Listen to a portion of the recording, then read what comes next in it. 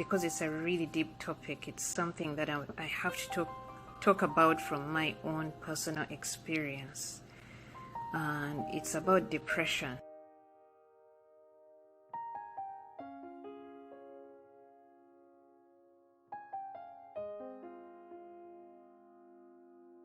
What would make somebody who's so successful and seems to have it all take their own life? How can somebody commit suicide because of a divorce? How can somebody commit suicide because of bankruptcy? How can somebody commit suicide because of an end of a relationship? But what we all fail to realize is that it's not the divorce that caused somebody to kill themselves. Those are just triggers. Somebody had already been extremely depressed to get to the point where something else that brought them to a new low caused them to take their own lives. There are so many people that struggle with depression, and I'm not talking about people who have a chemical imbalance. I'm not talking about people who are feeling sorry for themselves. That is not what I'm talking about at all. It's something you're already going through something really, really deep, and then another situation that makes it even deeper adds itself on and sends you in a spiral of, I think of it as a bottomless pit. And I'm going to talk about my personal experience with depression.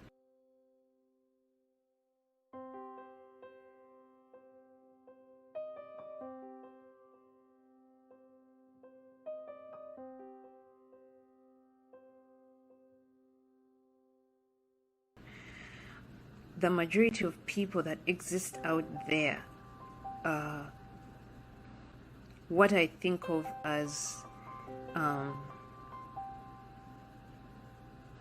they are people that I think of as active or plugged in depressed people. They are people that are functional. In fact, that's the word. They are functional depressed people. And the majority of them are because they don't want people to know that they are dealing with something. For me personally, my experience was, I believe I was already going through something deep, but what spiraled me into a deep, deep depression was when my mother passed away. I had only been in London for it was actually a year and a week after I went to London that my mother passed away. And I remember my auntie called me into a room when I went for the wake and told me, the most important thing I want to tell you, and I hope you really hear me, is make sure that you don't wait for the pain to go away, because it never goes away. If you do, it will put you in a depression that you will not be able to get yourself out of. And I really should have listened to her, and it's something that I've learned to tell anybody that goes through loss. And so I just went on with my life, and I never thought about that particular conversation. And what spiraled me, I kept on waking up every morning hoping that the pain would go away. I was going through such deep guilt. I kept on shifting from feeling such a sense of loss, because when you lose your mother, you lose that sense of security. You lose that mama bear. And my goodness, my mom was a mama bear. And I hope you bear with me, because I think some of these things are going to make me very tearful. Anyway, then I went through the feeling of guilt, like, my mom really sacrificed so much. How could she pass away and I wasn't there? So it hit me hard, and I had those moments where I was with my friends and I would just burst into tears. And I understand that for them, it got to a place where it became uncomfortable, because normally when you lose someone, and you become functional again, your friends think that you're okay, that you've picked yourself up, but they don't know the underlying feelings that you're going through.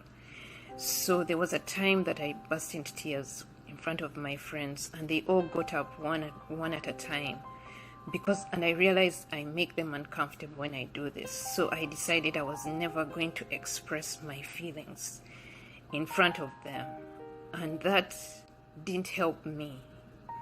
And I never expressed it to them, and they never realized how deep that felt for me. I just needed somebody to hold me and cry. I didn't need anybody to tell me I'm going to be okay. I just needed somebody to give me a chance to just hold me and cry. And I never got that. So I became a functional, depressed person. I would go home from work, I've been laughing. I would even go for parties. I would go and meet up with my friends. But I never told them what I was dealing with. And it was eating me up. So I would go home and I would crawl up into a fetus position and I would cry my heart out. And the pain just got deeper and deeper and deeper. But God has a way of helping us in ways that we never understand. So I had gone to my doctor. I think I had a cold or something like that. And in his waiting room, while I was waiting to see the doctor, he had on the board that they now have a counselor in the house if anybody needs help. And for some reason, I registered that in my mind. But you had to get a referral from your doctor. That day I didn't think about that I needed it. But I remember I went home that night, and as it was again my mother who saved me. I dreamt her. Whenever I dream of somebody that's dead, I have that feeling that they're there. It's them. I get that feeling that it's them. But I can never ever see their faces. And for some reason this time, God allowed me to see my mother's face, and she was extremely, extremely unhappy. She was so sad, and that broke my heart. I woke up the next morning, and I went to my doctor, and I sat in his office, and I told him, I need help. I cannot function anymore. I need help. And he didn't say anything. He just immediately referred me to my counselor. My very first session with my counselor. The good thing is they never tell you, they never give you direction. They just ask, what is it you want to talk about? And my first session with her, I cried and I cried. I cried for the entire session. I think it was half an hour, 45 minutes. I didn't do anything else but cry, to the point that she cried with me. And that for me cleansed my spirit. It's exactly what I needed, and it opened me up. And I said from then on, every single week I went, it got better as I opened myself up and I expressed to her my sense of loss and my sense of guilt. And it was like the feeling of depression is like your brain can no longer function in the positive. Everything you see is negative. And it's like a bottomless pit. You know, when you're falling, normally you get to the bottom of a pit and you can climb your way out of it. But the feeling of depression is a pit that is so deep and it doesn't get you to the bottom. And it's like you're scrambling for somebody to hold your hand and pull you to the side and show you how to climb your way out of it.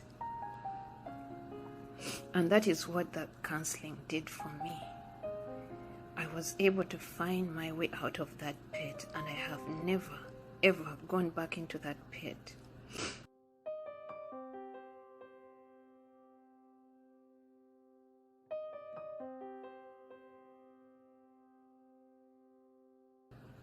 I was so anxious when my dad passed away because I thought I was going to hit that kind of rock bottom. And I was blessed that that session helped me. I've learned to live consciously about my feelings.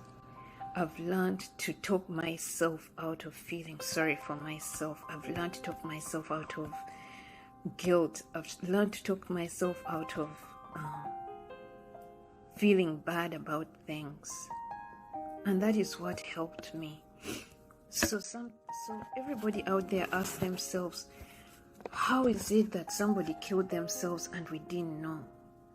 Even as I am sitting here and recording this video, I know my family did not know that my depression was that deep. And I know that my friends also never knew the impact of their action. And I know my friends never knew that I was depressed because, like I said, I was functioning. I was a functional, depressed person. But this is what I have to express to everyone. When my dad passed away, I was on my way to work, and I was right in the middle of going to work when I got the phone. When I got the phone message that he had passed away. And it totally broke me, but I had to get to work because we were moving office. And the time I was going to take off, by the time I would have gotten back, would be in a new building. I needed to pack my office. So I made a decision, let me make it my way to the office, tell my boss, pack my office, and then be out of the office. And I found a friend of mine. And I remember her telling me, I don't even know what to do. She did not know what to do, but she did not leave me on my own. She stood by me. She let me cry. She really gave me a shoulder to cry on. And every single day that I went into the office, even after that, she was there for me. It made her uncomfortable. But the most important thing she did was she was there for me. So this is my expression to all of you out there who ask yourself, what can I do? What should I do? You cannot just give somebody who's depressed a 1-800 number called, call 1-800-depression. That's not the way it works. You cannot tell somebody, snap out of it. That's not the way it works. Sometimes you need to be that shoulder that somebody needs to cry on. Sometimes you need to be the one that can see that this person is so far gone, I cannot help them. They need help, and you can coax that person and help them understand that they need more help. And I can assure you that they will listen. The thing you all need to understand is that our feelings run high and low as human beings. And when you go through something major, it just triggers you into a deeper state of depression. So we are all capable of being depressed. Like I said, there are people who have a chemical imbalance and need help. Yes, they are. But don't think that just because you're a positive person, or just because it doesn't run in your family. Depression is something that we can all go through. It can hit any single one of us. And I don't want to see anybody get to the point that I got to. I've made it a point that whenever somebody loses someone, I call them and I tell them, don't allow yourself to get that depressed. Because it's something that I should have listened to. And it's something that I'm telling all of you right now, because we are in that space where we are losing our parents. We are facing that kind of level of loss. And I continue to be a work in progress. I haven't had that kind of depression ever since I got out of it. But I felt I needed to express it in my own experience, and I hope that it helps somebody else out there.